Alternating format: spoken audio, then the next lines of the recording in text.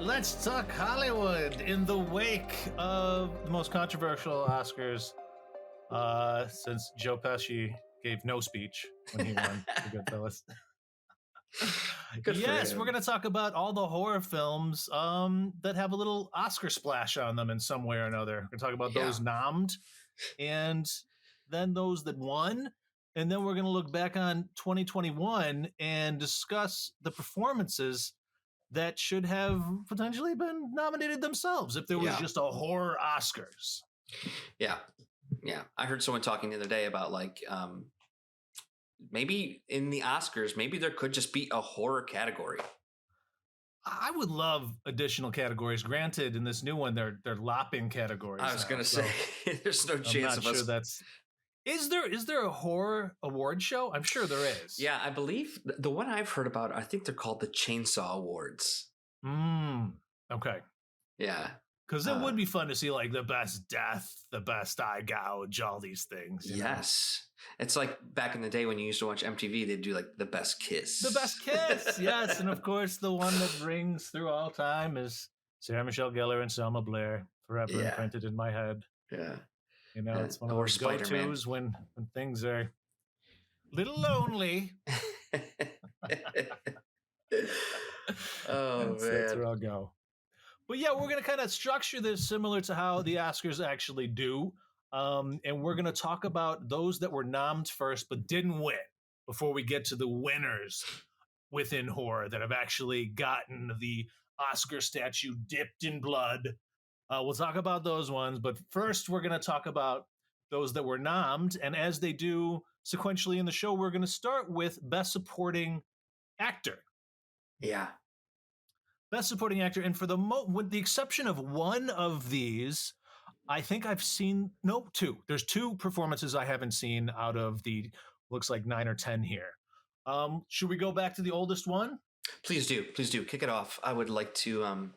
So I'm familiar with this actor, but only via City Slickers. Okay. I'm not sure I've seen him anything else, but it is the amazing, multi-talented, and by that I mean he can act and he can do push-ups too, Jack Palance from the 1952 film Sudden Fear. Are you familiar with this one? I'm not. Nor I, sir. I think it had kind of a noir-ish vibe when I did a little research on it. And that is another caveat we should mention. These are not all just slasher horrors. We're dipping a little bit into psychological horror here and kind of noir thriller. Yeah. Those films with really dark vibes where there is murder, mayhem, and intrigue. Might not be your standard horrors, but I think they all do have elements of horror that have made our list here. Mm-hmm. And early on... So that seems to be the oldest one for supporting male. Yeah, I would say so. And early on in his career, I think he mostly got the bad guy. He was very typecast, Jack. He's a sinister fellow. I mean, he's intimidating in City Slickers, to be sure. Yeah, and Tango and Cash. I haven't seen that one. What's his role in that? He's just a baddie. Okay. What's his motivation? In Tango and Cash? Yeah. Is Cash the name of a character or is it? Oh, yeah. Is it dancing for money? What is that? No, Tango and Cash is a Kurt Russell, Sylvester Stallone cop movie. Oh, okay. Is it a must-see? No.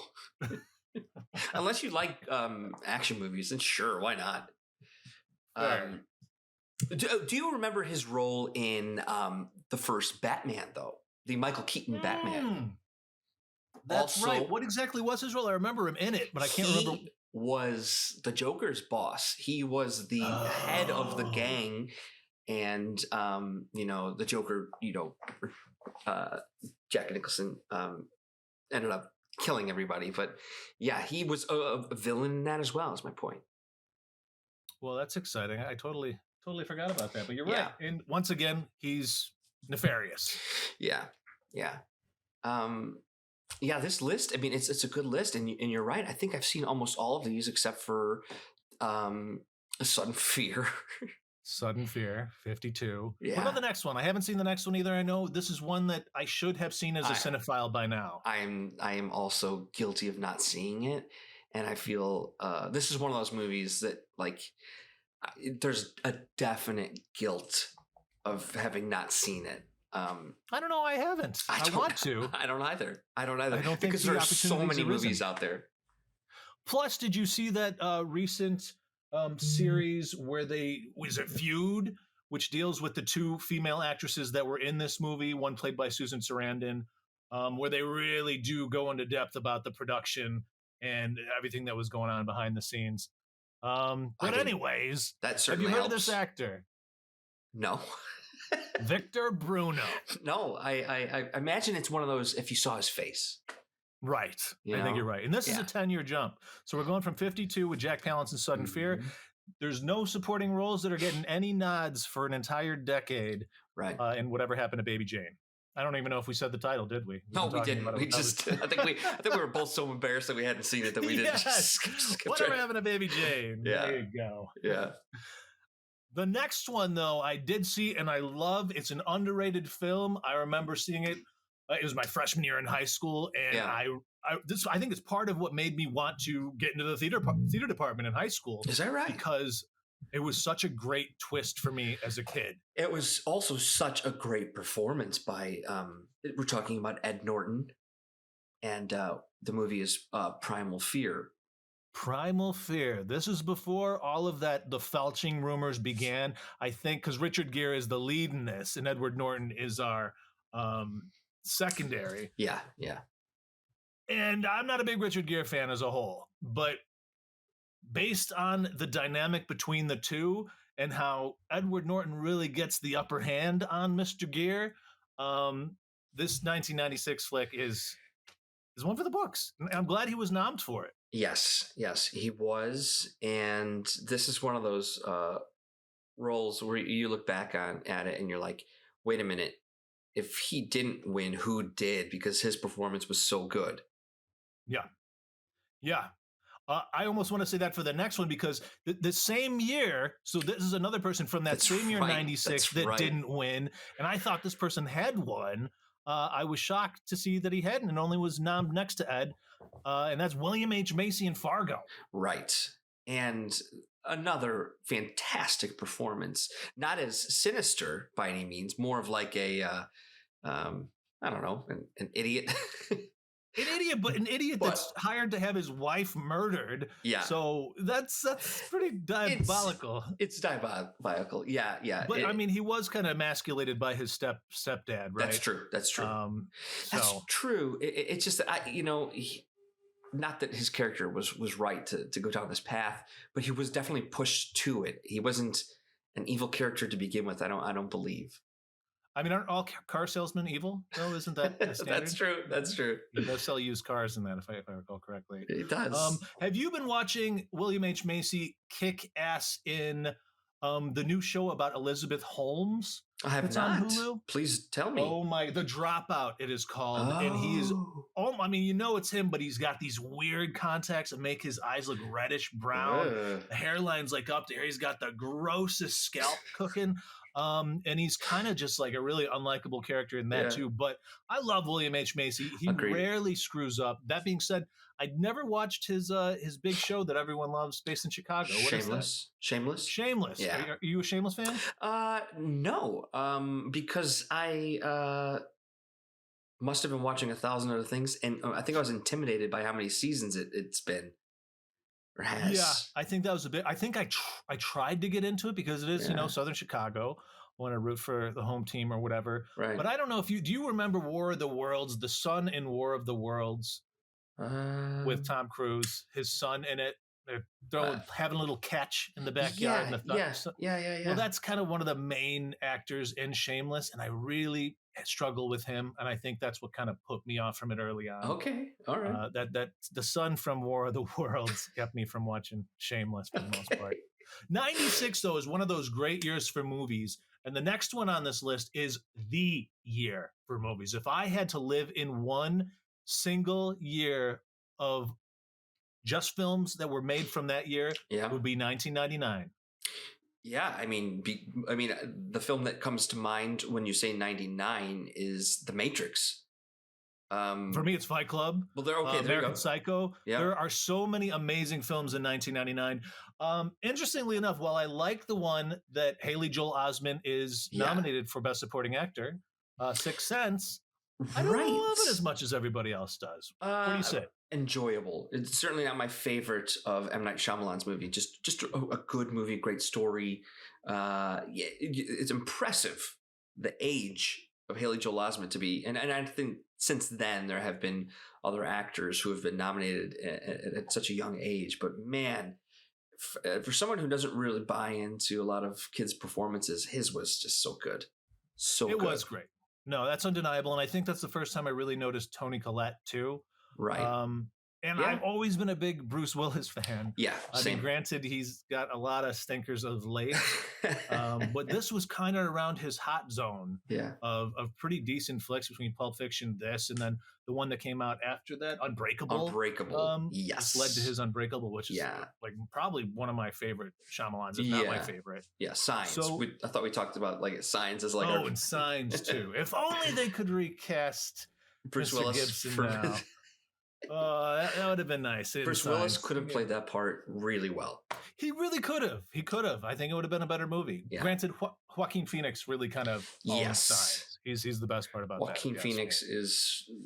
But Haley Joel gets to go to the Oscars in '99 for his little pipsqueak who can see ghosts in The Sixth Sense. Yep. Sorry if I spoiled it. Anybody hasn't seen The Sixth Sense yet? If you haven't seen it yet, that's on you. Now, the next movie that you're going to talk about it's a little meta horror. This next one, yes, Shadow of the Vampire, starring Willem Dafoe, and this is the making of the why can't I think of the actual Nosferatu. Thank you, Max Schreck. Max Schreck, indeed. Yeah, and I've only seen this movie, Shadow of the Vampire, once. I think me too, in the theater. Yeah, AMC Cancerra, baby. Same here. We probably saw it together. Yeah, I don't know. Did you usually sit closer to the screen or further back? Right in the middle. I'm a middler. You're a middleman. I'm a middler. That's fair. I think I tend to go toward the back. Okay. I like to soak it all in, you know? Yeah, I get that. At least I don't like people looking at the back of my head. Especially as things were starting to get lost back in the day. I'm just self-conscious about all that. Well, what do you remember about this movie? Do you remember liking it? I remember Malkovich being a really interesting take on the director of that film. Right. I remember essentially Willem Dafoe is Max Schreck, who's essentially like a method actor, right? He becomes this vampiric figure in it. Willem Dafoe can do no wrong, so I'm glad he got this nom. He has won for other stuff, right? I'm not sure, but I feel like he's had to have won something at some point. Doesn't it feel like he should, you know? Maybe he hasn't. Absolutely. For sure. The Green Goblin he should have got. Multiple Oscars. Well, yeah, that was 2000. So 99, 2000, amazing year for movies. Yeah. But then we don't get another one for 16 years in like a nefarious, darker film, which I haven't actually seen. Have you seen Nocturnal Animals? I've seen it. Yes, I have. It's a very dark, I think Tom Ford may have directed this. And one of the other main actors is Jake Gyllenhaal. Uh-huh. And is it Amy Adams or is it Chastain? I always get those two confused. Oh, man. Chastain just won for Best Actress. Yeah, I think it is Amy Adams. I could be Is it Amy Adams? Okay. Well, we're talking about Michael Shannon. We're talking about Michael Shannon, who I believe at some point in his career will win an Oscar as well. He better. He's such a fantastic actor. Also, he lives like in Chicago still. I've seen him a couple times around the neighborhood. Yeah, doesn't he hang out at the bar across from Second City a lot? That's what I've heard. He used to, Twin Acres. Old Town Pub? Yeah. No, sorry. The Ale House. The Ale House. Old Town Ale House. Old Town Ale House, that's right. Yeah. I love him in everything he's in. He's the only thing that kept that Man of Steel worth a damn. Yeah. I love Shannon. So he obviously didn't win.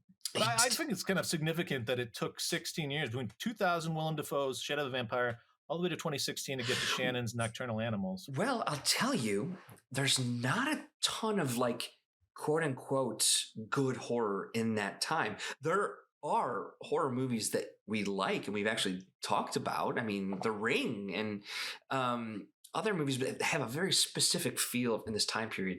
And this is kind of like a dark period for horror. I mean, that's really interesting. Do you think maybe it had to do with I'm sorry. Go ahead. Missed that. I was gonna say you've got franchises like Saw and Final Destination, or Eli Roth's series, Hostel. Right. You've got these extreme versions of horror that are kind of then discussed and classified as like horror porn. Yeah, and I think there are definitely some good horror movies that I really liked Eli Roth's Cabin Fever, that has some fun performances. But you think about it, there's not really that many that don't feel very blockbustery or franchise like in this time period. I think you're absolutely right, and I'm trying to think about the period itself, and I know it was really heavy in fantasy. A lot of money was being thrown at fantasy films during this period. Sure, this is post Lord of the Rings, Hobbit Zone. A lot of that I heard had to do with just that we had wars going on, Afghanistan and Iraq, so a lot of people just didn't want. They wanted escapism more via the fantasy than to kind of relive the horrors that were on their TV screen at the same time. Right. So in that sense, it does make. I get it. I do get it. Yeah. I bet you we could, go down with a microscope and find the performances in this time period. But to our list's point, no one was nominated for this time period. And that's a good time for me to mention. I might have missed stuff during this culling. Because I only was able to put those in which I knew or it was obvious that they had elements of horror. There's certainly some films that may have missed the mark here. And especially in the older films, I might have missed some that lean toward horror. So I do apologize for that. But the ones that are clearly, starkly in the horror realms, we have up here. But let's talk about our last one, 2017 Shape of Water, Richard Jenkins. Yeah. Richard Jenkins, also a fantastic actor. Let's just talk about the movie itself really quick. Are you a fan? Because I know that there is like a very, you loved it or you hated it. Yeah, I liked it. I know. I guess I lean more toward love than not like, but I understand why people wouldn't like it. Once again, that Michael Shannon's in this puppy too. He is more of the villain than Richard Jenkins, right? Right. So and I love Sally Fields. I'm not big on interspecial love. I guess as a whole. It's not my favorite. Kind of creeps me out. It was gorgeous to watch, though. I've only seen it the one time, so that maybe speaks to how much I actually do like it. That being said, this is the movie that won that year. For Best Picture. In his role as Richard Jenkins was a highlight of it too. Because Michael Shannon was kind of the bad guy, and then Richard Jenkins was the one kind of like hobnobbing with the fish, while Sally Fields, who's adorable, or Sally Hawkins, my bad. That's her name. Hawkins. Was getting her jollies with Fishman. I'm glad he didn't win. Let's put it that way. I think getting Best Picture was plenty enough. Right, and I think there are some other roles Richard Jenkins would probably rather win for than his performance in Shape of Water. Yes, I completely agree. Like Step Brothers, hello. Or Cabin in the Woods. Indeed. Or frankly, I really liked his performance in Nightmare Alley, if we're going to talk about I think his performance in that might have been more intriguing than that of Shape of Water. Sure. But there we have it. I hadn't seen Nocturnal. I got to watch Whatever Happened to Baby Jane. Same. And you know what? I might never get around to Jack Palance's performance in Sudden Fear. Might not happen. Yeah. I think we can hold off on that. Well, let's jump to Best Supporting noms for women. Going all the way back to 1956. I think I've seen this one. Have you seen this one? No, but I'm definitely aware of this one. Unlike Sudden Fear, I am aware of Bad Seed. Bad Seed. Eileen Heckert. Although I'm not familiar with her. I'm not too familiar with her, but I think I could recognize her via this movie because I definitely saw it when I myself was a kid. I think it was a way of kind of my parents' parenting, feeding me this movie, saying, "Don't be this. Don't be the bad seed. Don't be murderous as a youth." But it was freaky. I mean, it led to stuff like The Omen and even The Good Son. Yeah. I felt like, from what I remember of Eileen Heckard in The Bad Seed, Macaulay Culkin's character in The Good Son is a nice mirroring of that. I feel like they're good cousin characters. Mm-hmm. Yeah, that's definitely another movie I'd like to see. But yeah, just to be clear, it's about a kind of an evil sibling, the Bad Seed, right? Who's causing mayhem and getting people killed. The next one, of course, you've seen. Yes, the next one, I could argue that this is the birth of our actual literal scream queen. Performed by Janet Leigh in 1960s Alfred Hitchcock's Psycho. Fantastic performance, maybe one of the most iconic screams in a movie. I mean, I think what's interesting though is she does kind of break the rules. Well, no, she doesn't, because she doesn't survive. She's not a final girl. She is shady AF. Right. She's stealing money in Psycho, so she has it coming. Yeah, I'm just saying her performance in a horror movie kind of is the birth of the first scream queen. I would agree with that. Yeah, and of course she led the way to Jamie Lee Curtis getting the Halloween role. Right. Her daughter, of course. Yeah. So, John Carpenter. I think that's a fair nod. Granted, she's not in it a lot, but no. But I'm saying her iconic moments on screen are probably the most memorable scenes of the movie. I totally agree. 100% agree. When you think Psycho, you immediately go to the shower. You immediately go to her. You go to the shower. The music. This could have probably won for like original score.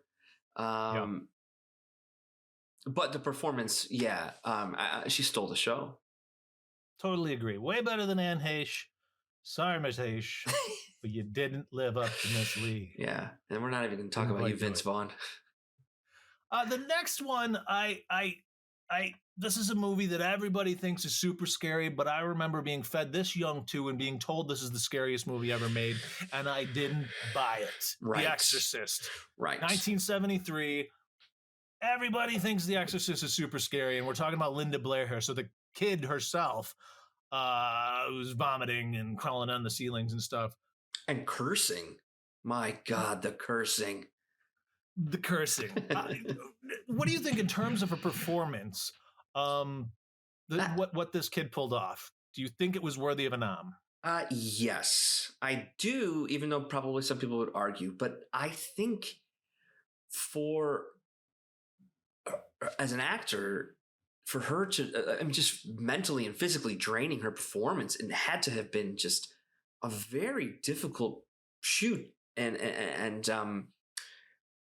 I mean, some of the things she had to say and like between her body acting and I think her performance at that age definitely warranted. I mean, she was forced to kind of grow up via the themes of this. And I've actually heard she doesn't like to talk about her time on this movie. It may be because she has done it so often, or she just doesn't have fond memories of being strapped to a bed.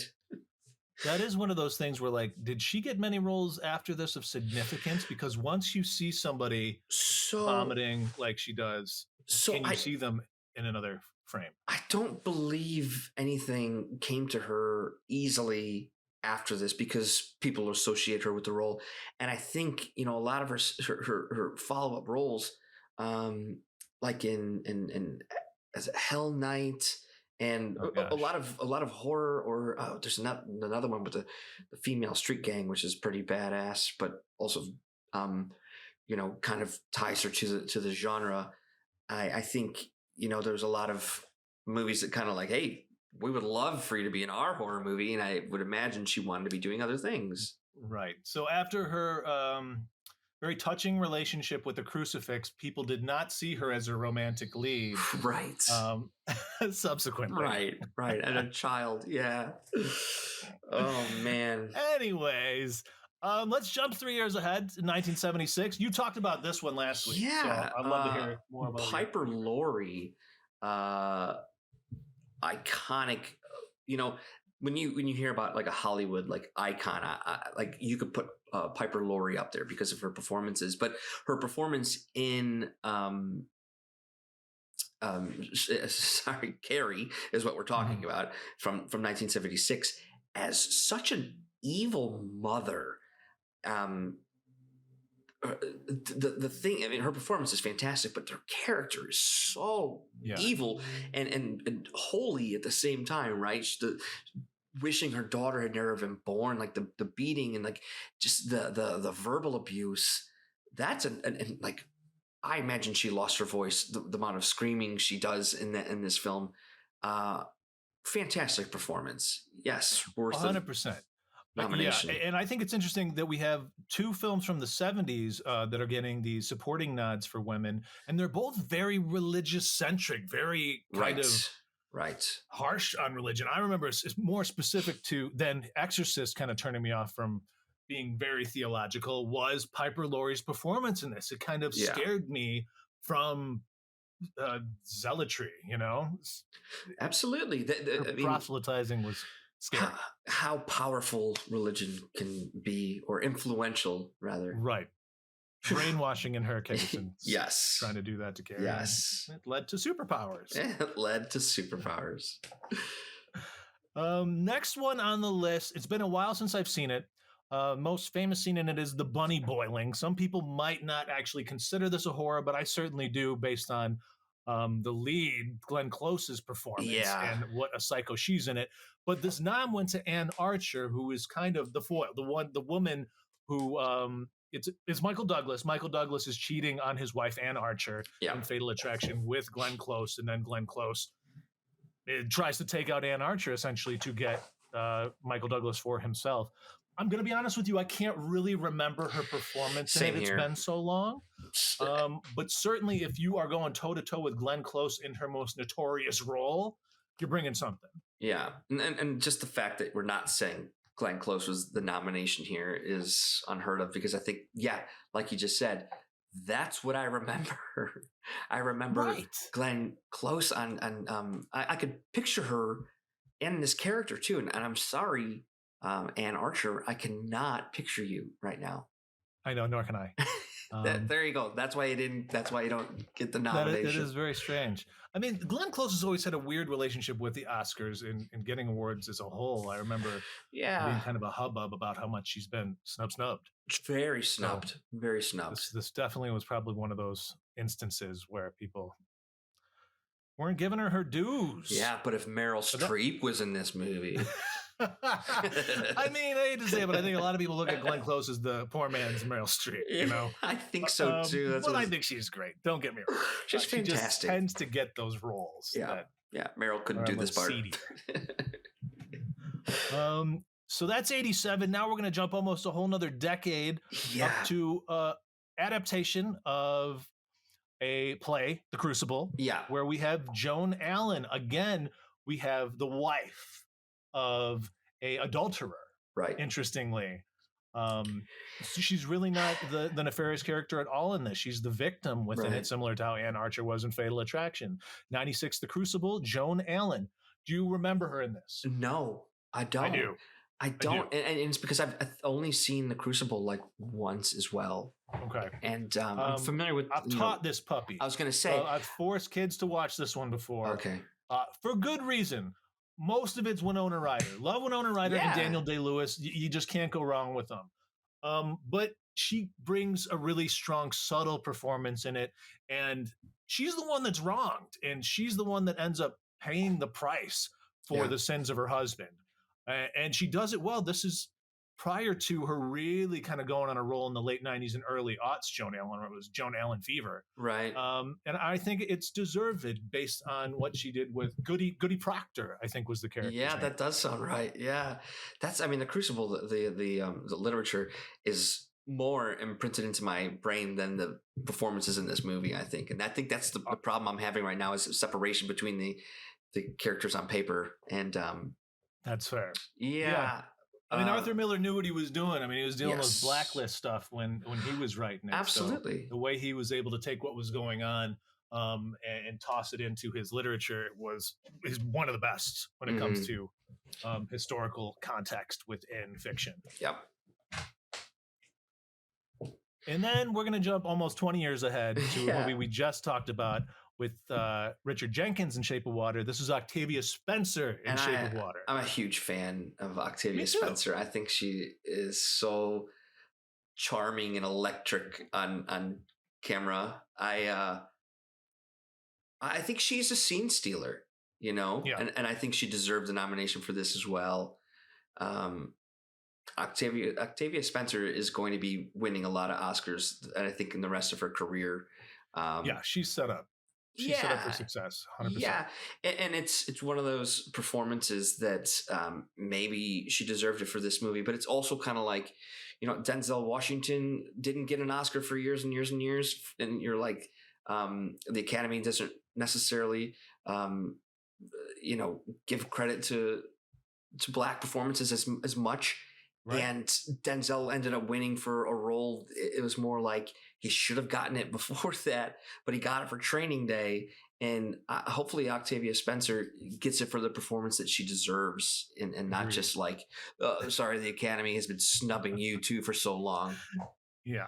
I'm not a Training Day fan. I'm sorry. No, I mean, it was I love Denzel, so that's definitely not the one. Yeah, his performance in that was fantastic, and so was Ethan Hawke. You got it for Glory. You should have got it for Philadelphia. Yes, for frickin'. That's my point. Training Day. Is that they're like, oh yeah, you know what? We've been snubbing him long enough. Just give it to him for Training Day. Yeah, that's not fair to whoever had the best performance in like a good movie that year. Sure, you know. Sure. So before we move on to those that have gotten nommed, actor and actress in a lead role. Of those that we've discussed here, we'll start with the guys. Go back to the guys. If we pitted them against each other, Richard Jenkins, Michael Shannon, Willem Dafoe, Haley Joel, William H. Macy, Ed Norton, Victor Bruno, and the Jack Palance, who would you give it to? If that was like a set of noms themselves, considering the roles in which you know. Michael Shannon. You'd give it to Michael Shannon? So I have to watch Nocturnal Animals Rat-a-tat-stat. Well, and Michael Shannon is always delivering on his characters. And it might be because he's maybe more method, but his performances are always, you know, top notch. His characters, when he's playing sinister, like his character in, just real dark character. Yes. Yeah. Even when he's right in a good character, like in Take Shelter, there is still a darkness there that is so palpable. Yeah. I think that's my favorite of his is Take Shelter. Well, I think mine might be Shotgun Stories. I haven't seen that one. Yeah, that's another one. But that's just it. Like Michael Shannon has such an amazing body of work as well. Absolutely. I really think up against these other actors, I mean, I'm going to guess yours right now is Ed Norton. Yeah. Yes, it is. Yeah. Yes, it is. But, just because it had such an impact on me at the ripe age of 15 or whatever. And it was an amazing, I would say that was his breakout role, right? Definitely. So breakout performance. Yeah. Yeah. And not breakout in the way the Amazing Hulk. I mean, that's the opposite of breakout. No. That was his kind of shell up role, sadly. And then for the ladies, we got Octavia Spencer, Joan Allen, Ann Archer, Piper Laurie, Linda Blair, Janet Leigh, and Eileen Heckert. Probably Piper Laurie. Piper Laurie. Yeah. I'm right there with you. Yeah. Hands down. Hands down. Well, let's go ahead and jump to the male performances. Interestingly, there's a roughly similar amount for the supporting male and women, but we only have 6 lead performances that have been nommed without winning. And we'll start with 1941's Walter Houston in Devil and Daniel Webster.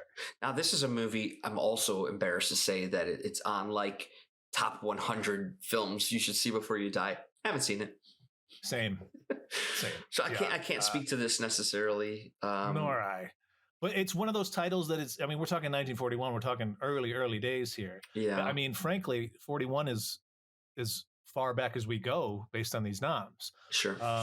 Devil and Daniel Webster is a film I've heard of, for being as old as it is. Yes. So it definitely has that cachet.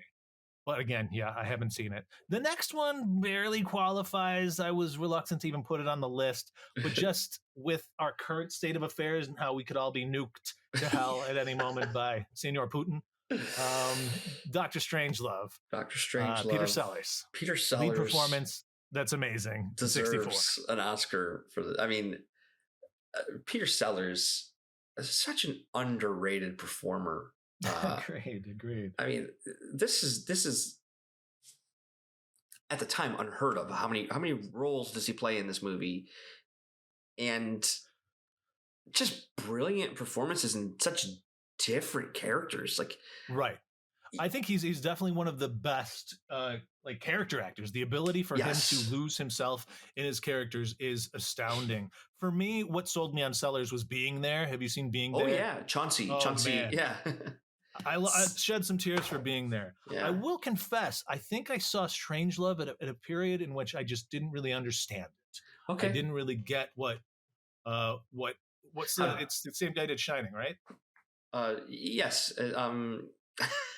Why am I losing his name? Kubrick. Stanley Kubrick. I didn't know what Kubrick was going for at the time. I don't think I had the historical context necessary to appreciate Strangelove when I first saw it. Sure. I do need a revisit. It's the subject matter at the core of it is terrifying. It is like the horror of horrors. You know, the idea of people in a war room deciding who gets to live and who gets to die is just disgusting. Just takes one bad actor. So that's what's so scary. I mean, even now, I've been looking up maps of America where the safest place to be if the nukes are dropped. Apparently it's Southern Oregon. Oh, I love Southern Oregon. You're not likely to get a lot of the blowback, the fallout. Like, sweet little sugar spot right there. But then I looked up another map and there's no place. Everyone's done. Yeah. It's in that sense, it's a pretty scary movie. It's a scary movie. How close we came to idea. Nuclear annihilation back then is mega frightening. Yes. The next two are the same actor from 78 and 91. Yes. And we saw him actually at this last Oscars. You go ahead and introduce this man. Oh, well, this is... Who needs no introduction? Probably, especially at a young age, was my first favorite actor. Really? Robert De Niro. Yeah, and I think it's because of Goodfellas. And then, you know, you see that movie and then you're like, hey, what else has this guy done? Taxi Driver. But the first movie that we're talking about is Deer Hunter. And this is such an interesting movie because it was done by a director who not only assembled a fantastic cast, his script was amazing, and it was like this indie film that like swept like the media, you know, like everyone, you've got to see Deer Hunter. And then I believe this next film was also considered one of the worst movies like of all time, and really? I don't think he worked for years after that. And it's just like that's the business. But Robert De Niro's performance is fantastic in this, but might be outshined by Christopher Walken's performance in this. When we get to the winners list, hint, hint. Yeah, you'll understand why he's a little bit better. I was a big Cape Fear man. This is for me. Yeah, I know it's unheard of to say your favorite Scorsese movie is Cape Fear, but it is. I freaking loved Cape Fear, and it's a remake. You know, it's a remake, and it's done. I mean, differently. You know, but like Scorsese nailed the psychopath in this. You know. I too loved Cape Fear as a kid. The tone, the mise-en-scène of that, just the whole environment, especially when they get on the river. Oh my goodness! Yeah, especially when they get on the river. Great Simpsons parody as well. Oh yeah. What is his name? Christie. What is De Niro's character's name? There's so many. I can't remember. You know, parodies of him like with his tattoos and he's doing his pull-ups. Seinfeld even did that with Uncle Leo. You still say hello. I remember when I was younger, my parents, of course, wanted me to go into law. And I remember this being one of the movies like that I used as, I don't think so. I don't want to be hunted down by represent some Robert De Niro after I put him away. Terrifying.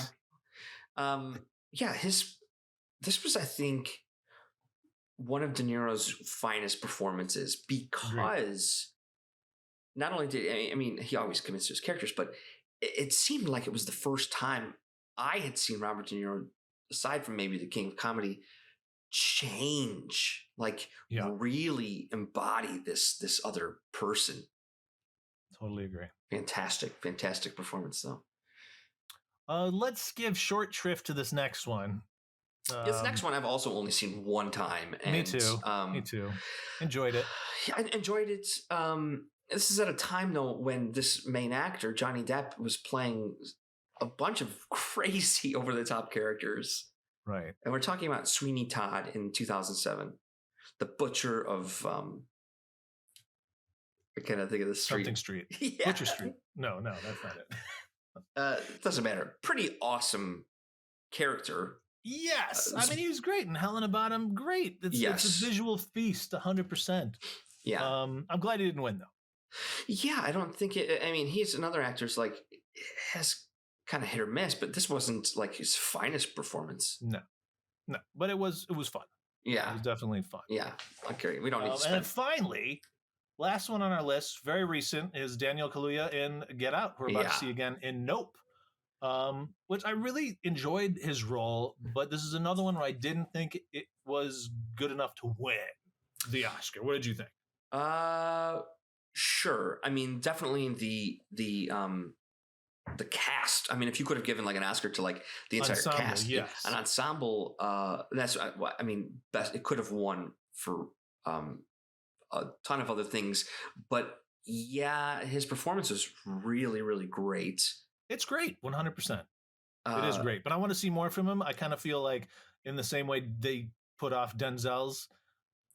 Let's give us some more first. Yeah. Come on. Sure. Yeah. I mean, yeah, I love Get Out. I love it. Elevated horror.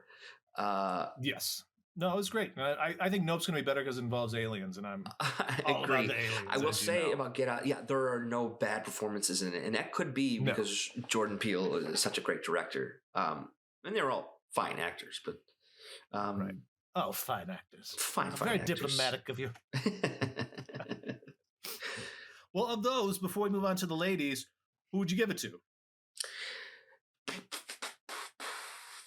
think mine's obvious. De Niro for Cape Fear. De Niro. Yeah. Cape Fear. De Niro for Cape Fear. Skippy. Yeah. Damn Skippy. You were robbed.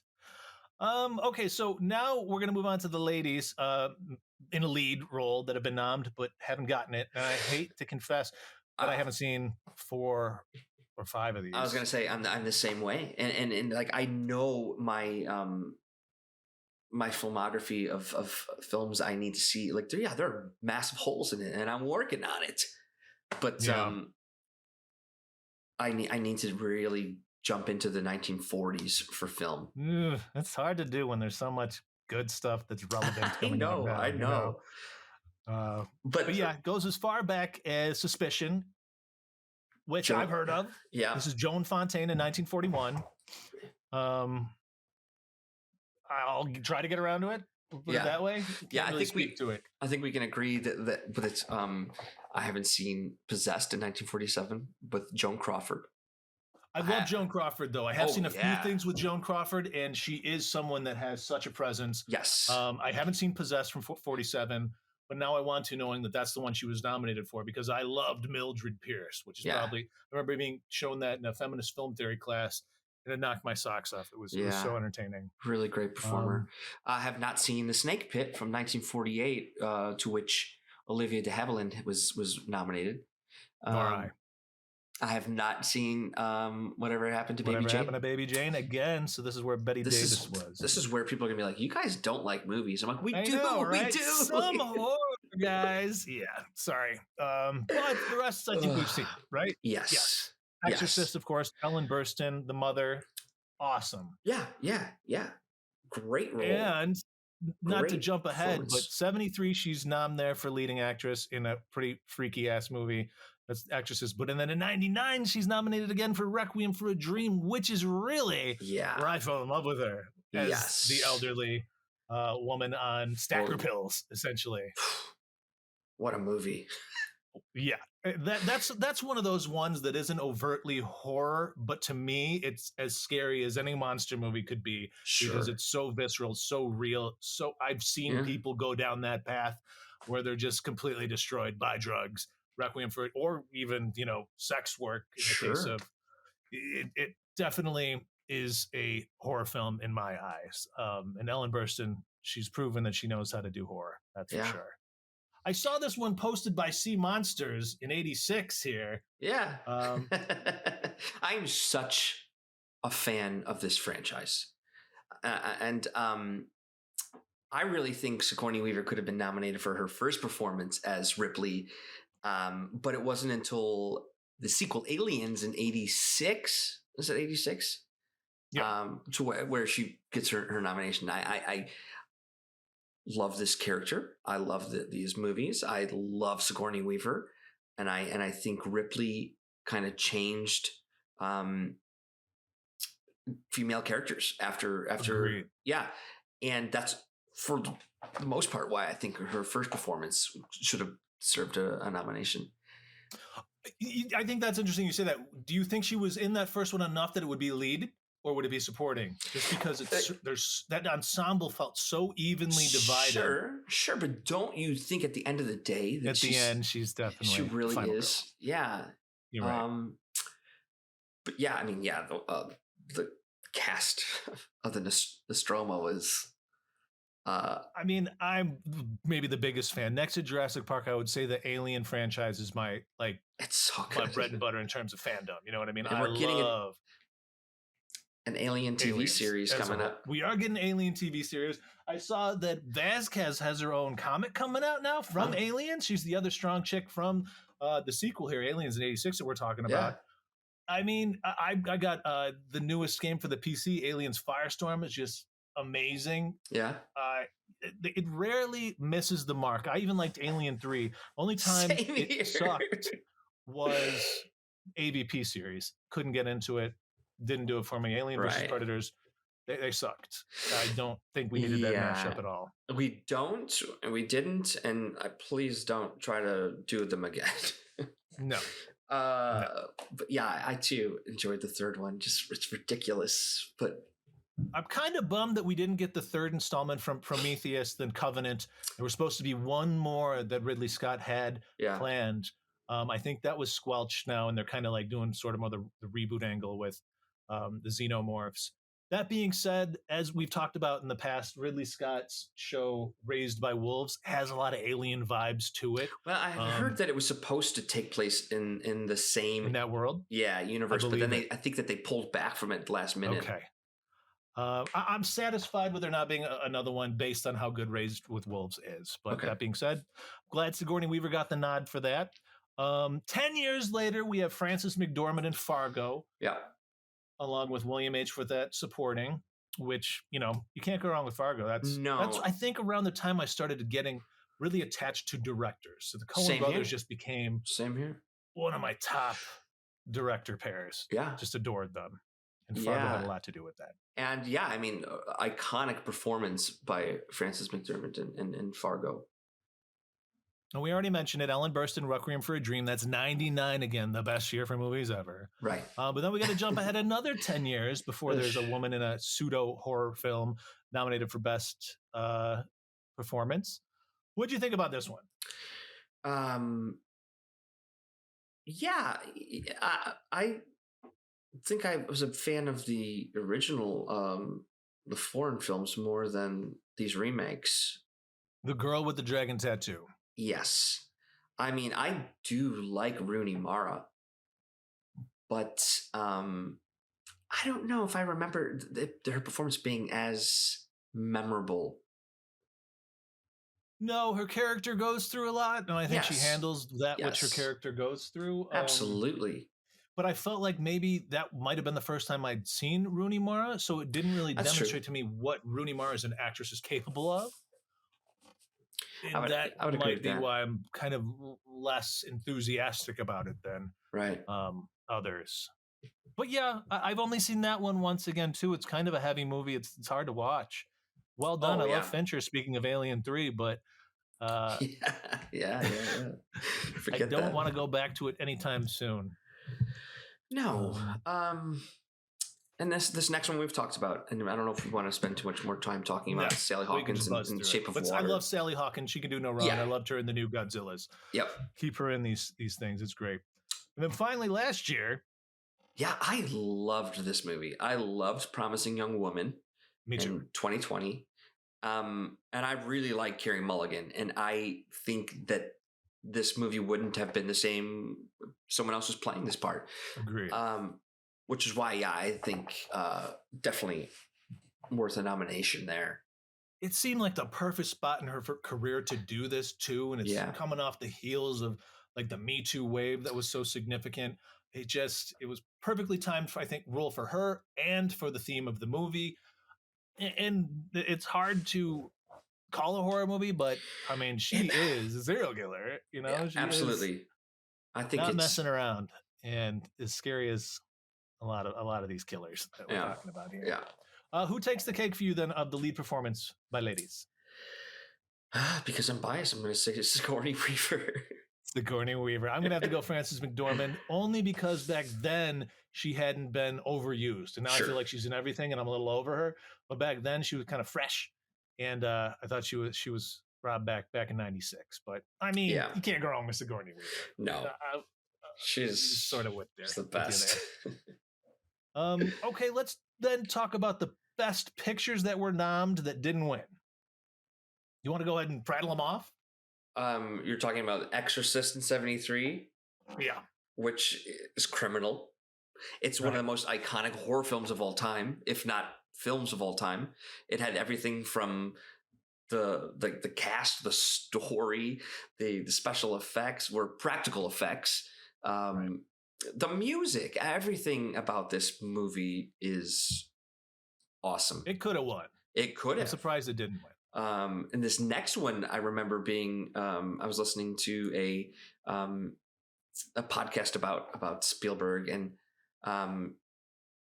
Jaws in 1975 was a shock that it did not win, and people were just floored. I mean, this movie changed lives. People really stopped going into the ocean. It was the first real blockbuster too. It is. It was. Yeah, it was the first. And for that alone, I think it deserves an Oscar. But fantastic movie. Sixth Sense in 1999, I think was a tough year. Like you said, it's your favorite year. Right. I'm surprised it was nominated for Best Picture. I loved it. I think this just had to do with the hype surrounding it. 100%. Sometimes those movies that are just so buzzy get up on that list. And this was back when they only had 5 nominees. So I think it's pretty impressive. And it really it points to how popular that movie was in 99. One of the hardest years ever to compete for Sixth Sense. But in terms of construction, I don't necessarily think it could have won. Correct. I don't think so. I mean, best story, best original story. It's another massive leap here. Well, we had a big leap from Jaws until 99. Jaws 75, Sixth Sense in 99. And that's interesting though, because you got 73 and 75. And again, we're dealing with wartime, Vietnam's just coming to a close, and you got like themes of just sadness and despair. And then we got 20 years before Sixth Sense. Yeah. And then it's another 10 years. Another 10 years before Black Swan, which I have a love-hate relationship with Black Swan. Really? What do you hate about it? First of all, I only watched it the one time. And I remember like it just being, beautifully shot and directed. I just don't think I cared about the characters enough. Yeah. Interesting. Where do you stand on Natalie Portman? Oh, I love Natalie Portman. Huh. I'm more enthusiastic about Black Swan than you. Okay. I found it really impacting, and I did care about the characters. Okay. I don't know. I've seen it probably 3 or 4 times. Okay. Maybe I should revisit it and give it some more love. But I think it might have more to do with Aronofsky than anything else, because I'm obsessed with Aronofsky, the director writer. That was the reason I saw it, right? That was like. But to get me so enthralled with ballet, which is not something I really have any interest in at all, to do what they did with a topic that would otherwise turn me off, I was captivated by it. Yeah. Seemed like a little of a hat tip to Suspiria, Oh yeah. And then it's another 7 years before our next movie, which we've talked about, and it's Get Out in 2017, and that deserved the nom. Oh yeah. I think I think thematically, what do you think in terms of the actual construct of the movie, the production itself. Yeah, it feels very much like an independent film, and it was. It's a Blumhouse movie, which they're notorious, and it's not part of the plan to dump a ton of finance into it, which is a major reason why I love when you have films that aren't don't have the bells and whistles of, say, Dune. Yeah. But have you gotten through Dune yet? I've started Dune like 3 times. I have, and I like it, but I always get distracted and I can't follow through. Have you followed through? Yeah, I did. And it's worth it? It is, but only because I know that there's a sequel. This is another film that feels like this would have really sucked if there wasn't going to be a sequel. To me, I feel like I would have loved it had I seen it in the theater and was forced to sit there and really get sucked in. Yeah, into the world. But it won a bunch for the stuff that really was impressing me, the music and the cinematography, VFX, and the effects.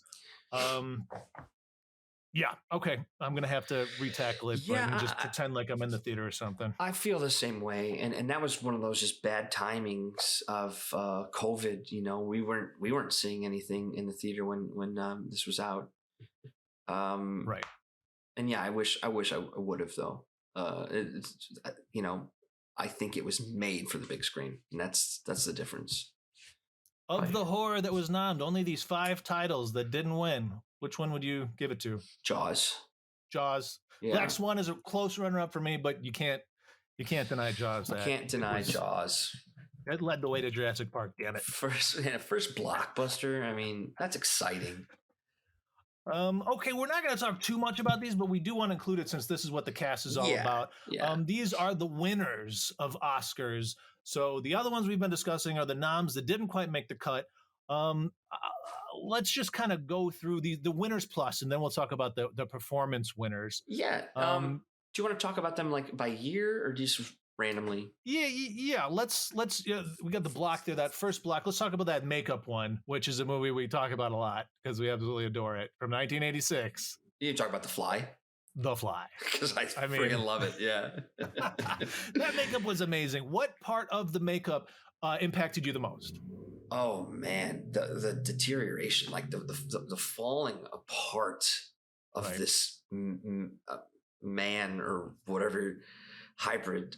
It was so repulsive, and it felt real. Yeah, I feel like you were there. For me, it's the hair. And when he arm wrestles and breaks the guy's arm, that looked so cool to me. Yeah, when I was younger. The hair is very eerie. They focus so much on the texture that you felt like you could touch it as well. This film is almost like 4D. The elements of it felt like you can smell them too. Yeah. Ugh. It's so nasty. The flies barf on their food. He's barfing all over the place. It's too. So terrible. Another reason we got to watch Whatever Happened to Baby Jane, that won the costume. Yeah. Best costumes. Makeup. We got another one that I pretty much only remember this movie for its main makeup sequence. Sure. And it's such a long scene of the transformation of man into werewolf. And this is in 1981's An American Werewolf in London. I actually rewatched this like last year. Just to hold up? Yeah. Just to revisit. Yeah. And not even just the werewolf transformation, which I think was revolutionary for practical and like some of the other horror, like the makeup of the dead best friend and like this really, really great job. And that of course is, I believe, Rick Baker. Let's talk about we got 3 art direction wins here. One is 2007 Sweeney Todd. Then, of course, we got another Burton, Sleepy Hollow in 99 for art direction. Okay. I love Sleepy Hollow. I know. if there's a movie that's just a mood, it's Sleepy Hollow. Yes. This is so Tim Burton, but art direction, set design for this. They built a world and like, it's what a fantasy or folklore deserves. Wholly agree. This is another one where I've actually taught the short story. And what makes Washington Irving so special, even though he's not the most profound of writers. What he was doing was giving a lore to America when it was first born. Europe at that time had so much to draw from him in terms of horror. That's when you got Lord Byron or Mary Shelley, being able to pull from all of the culture that's been there for hundreds and hundreds of years. But Washington Irving had the challenge of going into this new land that's blank canvas and giving it life and giving it like an understory in the way that he does so well, that has lasted the time. And I think Tim Burton took notes from that, because I think he did that exact same thing and made early America really have like roots with that tree business in a way that it didn't on the surface. That's a great point, is that America was it was just born, like it needed history. And well, we couldn't take the actual history that existed here before the English and just, Europeans came. But that's a really great point. I like that. I liked it a lot. Another art direction one and cinematography was Phantom of the Opera from 2004. I did not see it. No. Wait. Yes, I did. Is this with Hugh Jackman? No, I don't remember. I don't think so. Yeah, this one slipped under my radar. I didn't catch that. But what I did catch is 92's Bram Stoker's Dracula. This is that one makeup, costumes, and special effects. Where does it stand on the Dracula list for you? Oh, man, it is very high up there for me. It may be, it's a really tough one, and I don't want to just like go on record now of saying it, because I really want to. We'll do a Dracula cast. Yeah, we've talked about that. I think that would be really fun. Maybe closer to Halloween, and we're getting Nicolas Cage. Do you see they're starting to release photos of Nicolas Cage? I haven't seen them yet, but I'm excited. Oh man, I'll share them with you. But this movie, this is Coppola, and this is a movie that I've seen a ton. I mean, I remember being like, even in like film school, being like, watch this just because of super rewatchable. Would you recast Keanu Reeves? No, and I know people, and I know people argue that. I think he really is that naive character. I think the movie would be. Hey, it's a great movie. It is. It is. No one's saying it would be even better if it didn't have Keanu Reeves. I haven't heard that yet, at least. I mean, based on the role. I don't mind him being there, but he's really the antithesis of how that character has been in every other incarnation of Dracula. Yeah, that's true. But I thought it was an interesting taste, and Gary Oldman can make anyone look good. As much as there's irksome issues with Gary Oldman. I mean, in terms of his acting ability, it's unparalleled. All right, let's go through some of these other. Ooh, yes. So now we're going to talk about cinematography, VFX, visual effects, and then we'll talk about a couple that have won some writing awards. We've already kind of talked about this a lot, but Aliens and Alien both won VFX, and Aliens won sound editing. Why do you think Aliens got that sound prize, but Alien didn't? That's really interesting. I really have to focus. Guns, man. Those automatic. Is it Bill Paxton's? Yes. Game over, man. Yeah. Game is over. It just? Yeah, I was gonna say, is it just the extra military? I think so.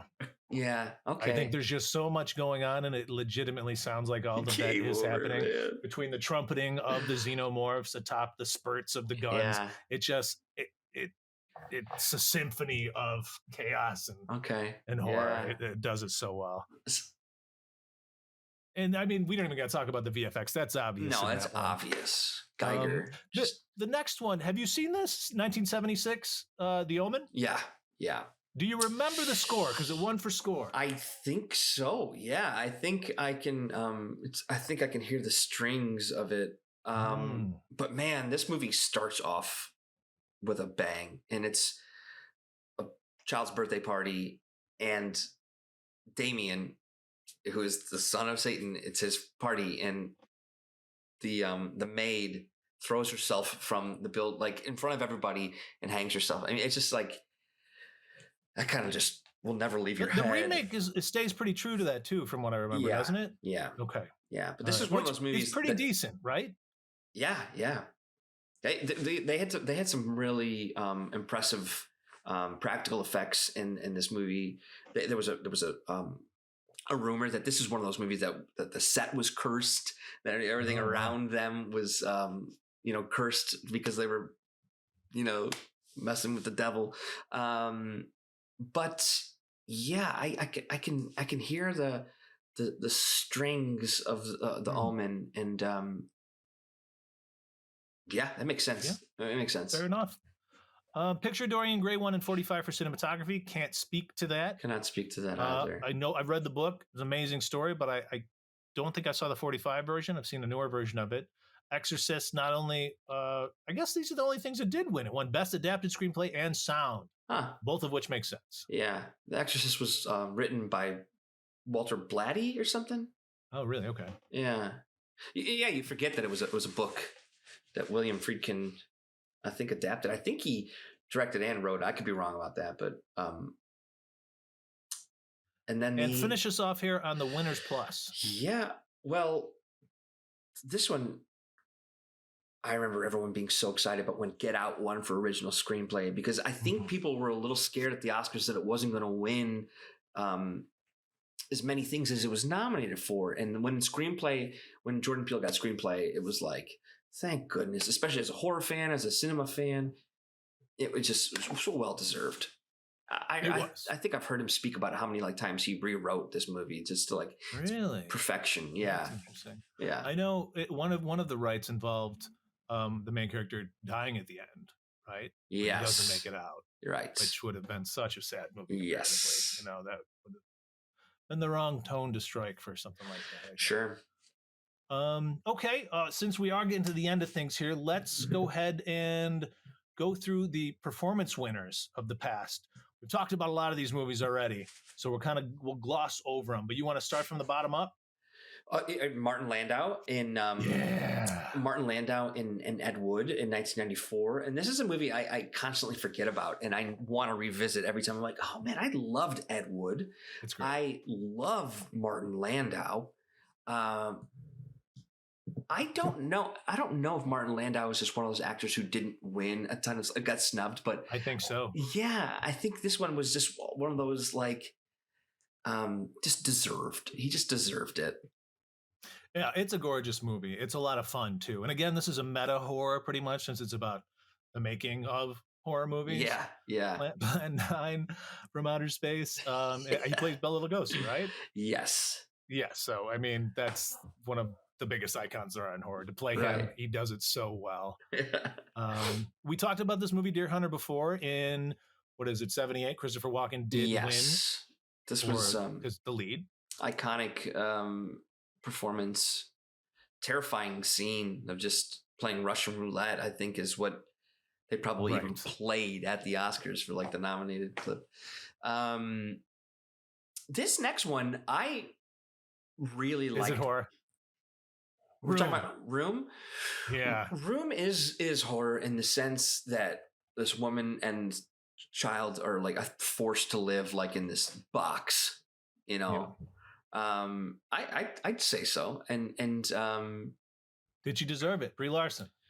I think this was one of another breakout role, a breakout performance. Yeah. And I think, it felt kind of like a stage play when it was just two actors in a small space. I think she carried the movie. Yeah. I completely agree. She gets a lot of shit. Yes. Brie Larson. Yeah. And I think people need to remember what she did in this film. Yeah. I think it's just that her Marvel character, Captain Marvel, is so underwhelming as a character. Yeah. And it really doesn't have anything to do with her. That's just how the character is written. She does the best she can with it. But I think she's proved her acting chops beyond Marvel. I agree. Not worried about that.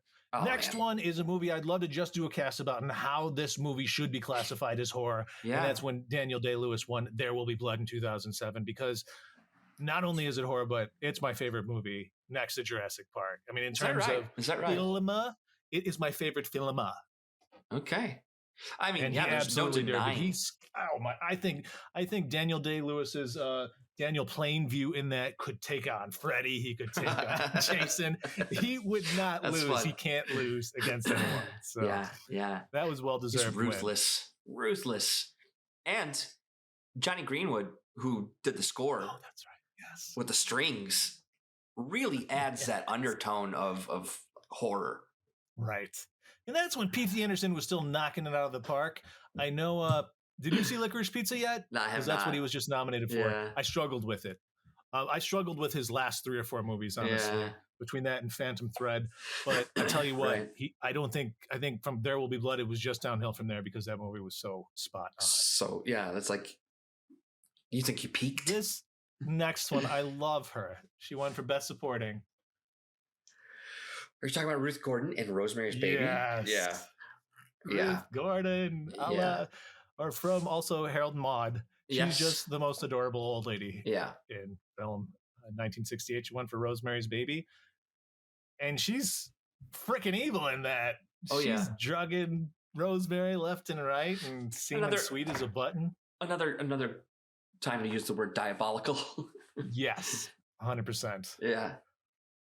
Interestingly, the first win ever for a lead is Frederick March in Dr. Jekyll and Mr. Hyde. Okay. For horror. Okay. And I've seen scenes from this. Yes. And he's very animated.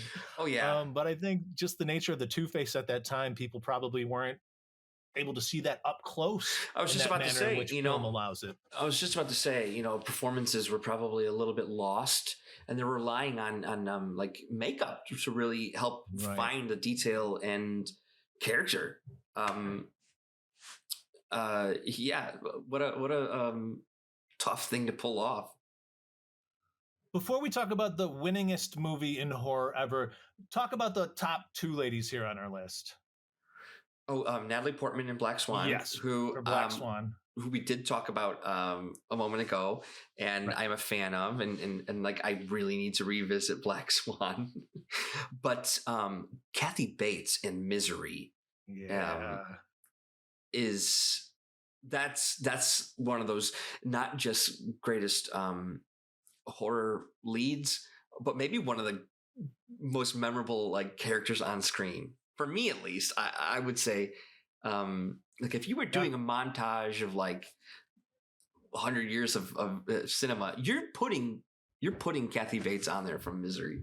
Absolutely, it has such a claustrophobic feel, and the nurse, an evil nurse trope is. I mean, these are the people that are supposed to be taking care of you, and to also have like. I'm obsessed with the parasocial, so her thinking that she's connected to the author, but more importantly to the characters in his books, to me is really profound and just speaks to how scary lonely people can ultimately be sometimes. Mental illness, just right. Yes, absolutely. The winningest of all time, and I rewatched this one last week. This has won Best Picture, Best Adapted Screenplay, Best Director, Best Actor, Best Actress, Silence of the Lambs, baby. Yeah, this is just one of those movies that just everything was just firing. Just perfect. All cylinders. And I think, and I'm blanking on the director's name, but just Jonathan Demme. I think is it Demme? Yes, it is Demme. Masterful directing. And maybe overlooked, as a director, but this movie I probably watched when I was way too young to be watching it, because I remember the scene where Hannibal Lecter is got the police baton and he's striking the faces and the blood's going everywhere. And then like you actually get to see him like wear like the cutting off of the face and then the body and oh my God, everything about this scene. But the movie is just so brilliant. It is. And like as scary as Hannibal Lecter is, I think Buffalo Bill, who she's chasing down throughout the whole thing, getting his help to track down, is pretty freaky himself. The way that he terrifying and kidnaps women is just horrifying. Well, to compare those two characters, way more believable or like more likely to happen than a Hannibal Lecter is a man to hold people captive in their basement, which, several years ago happened in Ohio. maybe not in a well in the basement, but to hold people captive in your home is a very real, terrifying. Yes, this happens all the time. Yeah, it's scary to think about how many people are trapped right now. Yeah, that's a great point. That can't listen to podcasts. It's so real. It's one of the most real horrors ever made. And all the performances are great. I like Jodie Foster. I think Anthony Hopkins' performance is more notable than hers. Sure. Do you feel like she did anything special to deserve Best Actress in that film? Maybe the fact that she was playing off of somebody as brilliant as Anthony Hopkins. And just,